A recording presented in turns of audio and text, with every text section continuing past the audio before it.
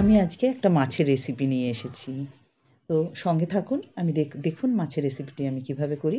এটা আর মাছের ঝালের একটা রেসিপি। আমার ক্যামেরা একটু ডিস্টার্ব হওয়াতে আমি মাছ ভাজাটা দেখাতে পারিনি, আমি মাছগুলো ভেজে নিয়েছি। আর মাছ যেহেতু তেলযুক্ত, একটু লবণ হলুদ আর তেল মাখিয়ে ভালো করে ভেজে নিয়েছিলাম। এবার আমি মাছের ঝালের জন্য একটা শুকনো খোলায় মশলা রেডি করে নেব। আমি নিয়ে নিচ্ছি গোটা গরম মশলা, ধনে আর জিরে। কড়াই গরম করে আমি এগুলো গরম মশলাটা আগে দিয়ে একটু নাড়াচাড়া দিয়ে তারপরে ধনে মৌরি দিয়ে একসঙ্গে ভেজে নেব।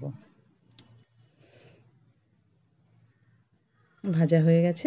এবার আমি মাছের ঝালের জন্যই আরেকটি মশলা রেডি করে নেব।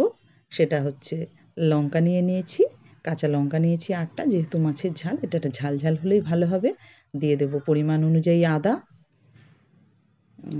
গোটা জিরে। এটার একটা পেস্ট বানিয়ে নেব।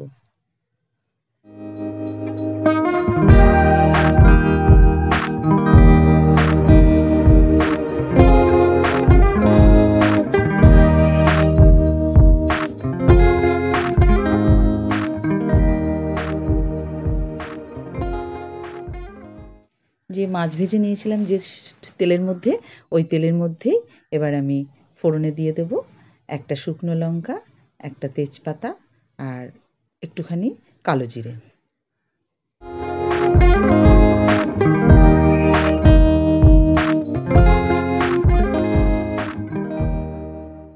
এবার আমি বাটা মশলাটা, লঙ্কা আদা জিরা যে পেস্ট করেছিলাম সেটাও দিয়ে তেলের সঙ্গে ভালো করে কষিয়ে নেব।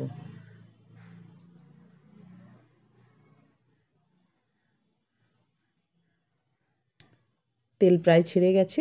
এই রকম অবস্থায় আমি দিয়ে দেব পরিমাণ অনুযায়ী হলুদ, স্বাদ অনুযায়ী দিয়ে দেব লবণ।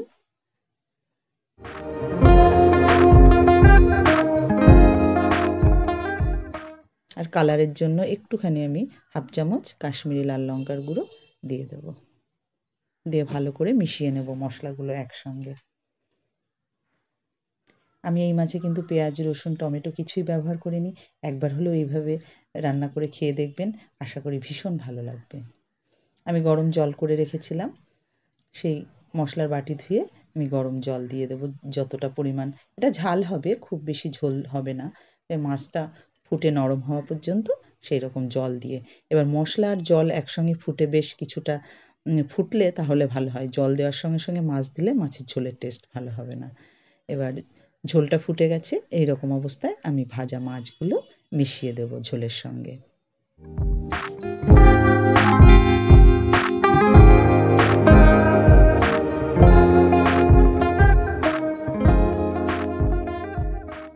চারটে কাঁচা লঙ্কা চিড়ে রেখেছিলাম সেটাও দিয়ে দেব। ঢাকা দিয়ে এবার আমি 5 মিনিট ফুটিয়ে নেব মিডিয়াম আঁচে।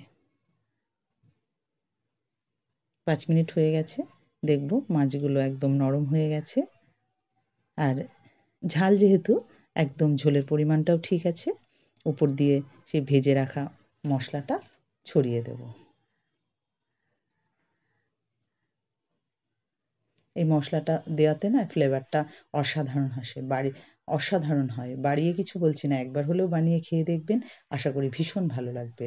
এইবার আমি গ্যাসের ফ্লেমটা অফ করে 2-3 মিনিট ঢেকে রাখবো, তারপরে গরম গরম ভাতের সঙ্গে সার্ভ করব। এই ধরনের একটা মাছের ঝাল থাকলে কিন্তু দুপুরবেলায় ভাতের সঙ্গে জমে যাবে। আজ তাহলে এই পর্যন্ত। ভালো থাকবেন, সুস্থ থাকবেন।